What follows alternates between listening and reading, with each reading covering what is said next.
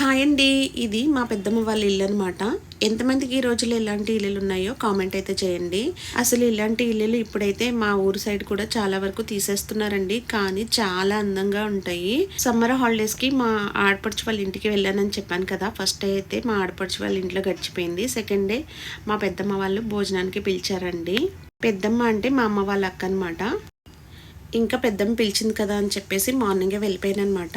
ఇంకా మా పెద్దనాన్న గారు చెరువులో చేపలు పడుతున్నాము, చూస్తారేమో రండి అని చెప్పారు. సర్లే అని చెప్పేసి చాలా రోజులైంది అని చెప్పేసి పొలానికి అయితే వెళ్ళామండి. ఇక్కడ నేను చూపించేవి అడవి మల్లెపూలు అనమాట. ఇవి పల్లెటూరులో ఎక్కడ పడితే అక్కడ ఒక డొంకలాగా పెరుగుతుంది. డొంక అంటే ముళ్ళుల చెట్లు పెరిగిపోతాయి కదండి, అలా పెరిగిపోతాయి అనమాట. చాలా మంచి స్మెల్ వస్తుంది. అయితే మొన్న నేను ఇక్కడ నర్సరీకి వెళ్ళినప్పుడు ఈ తీగని ఏదో పేరు చెప్పి అయితే అమ్ముతున్నారండి. ఒక 300 వరకు అయితే చెప్పి అమ్ముతున్నారు. నేను మా ఆయనతో చెప్పాను, బావా ఇది మనకి డొంకల్లో పెరుగుతుంది కదా అనేసి అంటే నవ్వారనమాట మా ఆయన. అక్కడే చేను దగ్గర పనసకాయలు కూడా చాలా ఉన్నాయండి. నేను ఇక్కడ డ్రెస్ చేంజ్ చేస్తాను కదా, మొత్తం డ్రెస్ అంతా బురదైపోయింది అనమాట. అందుకే ఇంటికి వెళ్ళి మళ్ళీ డ్రెస్ అయితే చేంజ్ చేసుకుని వచ్చాను. ఇక్కడ పనసకాయలు చూడండి ఎంత బాగున్నాయో. ఇంకా పనసకాయలు మీకు భూమిలో కూడా పండుతాయంట. మీకు ఏమైనా తెలుసా? అవునండి, నిజంగానే పండుతాయి. ఒక్కొక్కసారి అయితే ఈ రాగిడి నేలలో భూమి పగిలిపోయి స్మెల్ వస్తూ ఉంటుంది. ఏంటి అని చెప్పేసి తవ్వితే కనుక అక్కడ పనసకాయలు ఉంటాయి అనమాట. దీని గురించి మీకు ఎవరికైనా ఐడియా ఉంటే కనుక తప్పకుండా కామెంట్ అయితే చేయండి. నేను ఇక్కడ చూపిస్తున్నాను కదా, అది ఓంటాల చెట్లు అండి. మా సైడ్ అయితే ఓంటాలు అంటారు.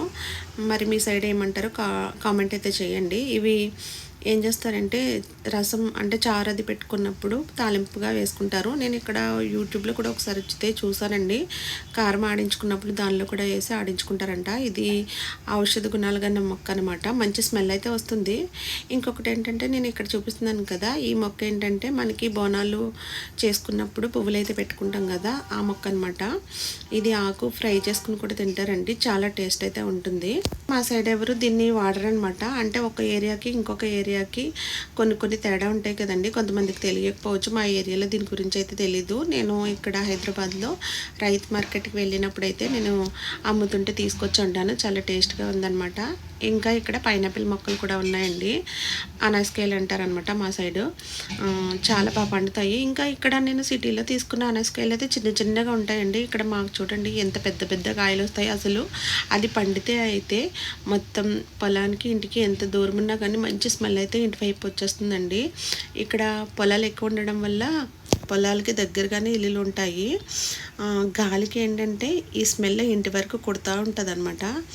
చెరువులో చేపలు పడుతున్నారు మా పెద్దనాన్న గారు అని చెప్పాను కదా, వాళ్ళ చేతిలో ఉన్నాయని మా పెద్దనాన్న గారు అండి.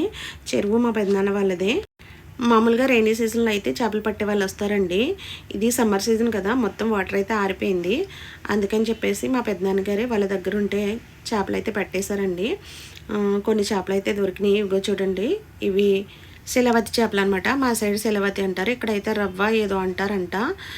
తెలిస్తే కామెంట్ అయితే చేయండి. నేను చేపలు పట్టుకున్నాను కదా, ఇంకా స్మెల్ అయితే వచ్చేస్తుంది. చేయి కడుక్కొని అయితే మా పెద్దమ్మ చెప్పింది. మొత్తం బురదలో క్వాలిటీసరికి మొత్తం దిగిపోయిందండి. అందుకే మళ్ళీ ఇంటికి వెళ్ళి డ్రెస్ అయితే చేంజ్ చేసుకుని వచ్చాను. ఇవిగోండి చిన్న చిన్న చేపలు అయితే కొన్ని పడ్డాయి, పెద్దవి అయితే కొన్ని పడ్డాయి అనమాట. ఇంకా మా పెద్దమ్మ గారు ఏమన్నారంటే సరిపోతాయి ఇంకా ఈరోజు భోజనానికి అని చెప్పేసి వచ్చేయమన్నారు. ఇంకా ఆపేసి ఇంకా చేపలు పట్టే ఆయన హెల్ప్ చేశారు కదండి. ఇంకొక ఆయనకైతే ఒక చేప ఇచ్చి పంపించేశారు మా పెద్దనాన్న గారు. అంటే ఆయన మా పెద్దనాన్న గారి వాళ్ళది కొబ్బరికాయల బిజినెస్ కూడా ఉంటుందండి.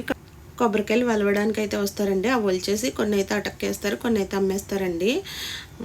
ఆయన కొబ్బరి వలడానికి వచ్చినప్పుడే కొంచెం హెల్ప్ అయితే చేశారు చేపలు పట్టడానికి. అందుకని ఒక చేప ఇచ్చి అయితే పంపించారు.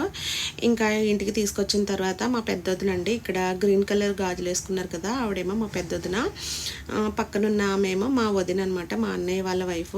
ఇద్దరు కలిపి చాలా స్పీడ్గా చేపలు అయితే చేసేసారండి. తర్వాత మా పెద్దొదిన మొత్తం వంటలన్నీ చేసేసారు, భోజనం కూడా చేసేసాం అనమాట.